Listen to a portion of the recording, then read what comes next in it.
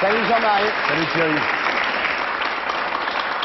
Jean-Marie, bonsoir. Bonsoir. Alors je t'avouerai que quand il a été question de t'inviter dans notre émission, je n'étais pas très chaud.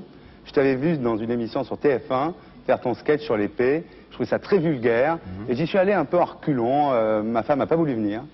Est-ce que tu crois que ton image dans les médias te corresponde?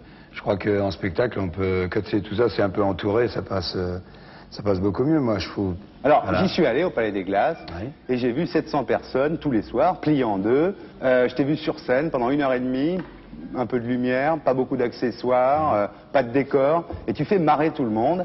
Et je voulais le dire, et c'est pour ça que finalement, je suis très heureux de t'avoir invité ce soir. Je te remercie Thierry, tu bois quelque chose, c'est... Bah, pour je moi. crois qu'il vaut mieux que j'arrête là.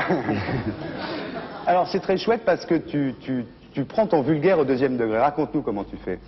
Bah, c'est-à-dire que j'ai préféré, moi, revendiquer la vulgarité. C'est que à la réunion des comiques, je l'explique bien, je dis, moi, on m'a donné le vulgaire, donc j'essaye de le faire le mieux possible, quoi. Et en plus, tu démontres le mécanisme du spectacle. C'est-à-dire que sans arrêt, tu expliques le cheminement du spectacle. Tu fais des bilans régulièrement. Oui, c'est le meilleur moyen, c'est de faire rentrer les gens dans les coulisses du spectacle et de leur montrer comment il faut faire pour faire rigoler les gens et puis d'y arriver quand même, quoi. C'est-à-dire, je fais de l'anti-spectacle pour faire évidemment du Les gens spectacle. sont morts de rire. Et les fous rires tous les marche soirs. Hein, bravo, c'est bien. On l'applaudit, Jean-Marie Bigard. En fait, tu fais de l'humanitaire en utilisant le vulgaire, un peu comme Coluche, non? C'est ton maître, Coluche? Ah bah oui, j'ai eu tellement d'admiration pour ce mec, ça me colle un peu à la peau. J'espère bien faire du Bigard, mais c'est vrai que si je suis dans un sillon, je suis dans le sillon de Coluche, quoi. Alors, tu parles beaucoup dans ton spectacle des grands moments de solitude, Oui. des laissés pour compte, Oui.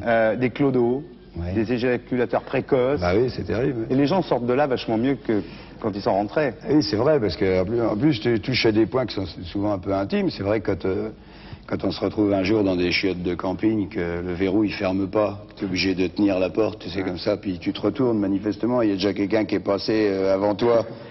Même ils se sont mis à plusieurs pour faire un... Si, parce qu'il y a deux couleurs différentes et tout, bon.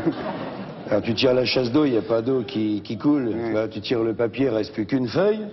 Et à ce moment-là, tu te dis, bah, je vais ressortir. Et puis là, il y a un gars qui tape à la porte pour rentrer. Alors tu te dis, si je sors, il va croire que c'est à moi le gros truc. Tout. Puis là, bah, le gars, il retape à la porte. Bah, là, on est en plein dedans. Ouais. C'est un grand moment de Grand solitude. moment de solitude. Il faut en parler, je crois. Tu parles aussi des handicapés.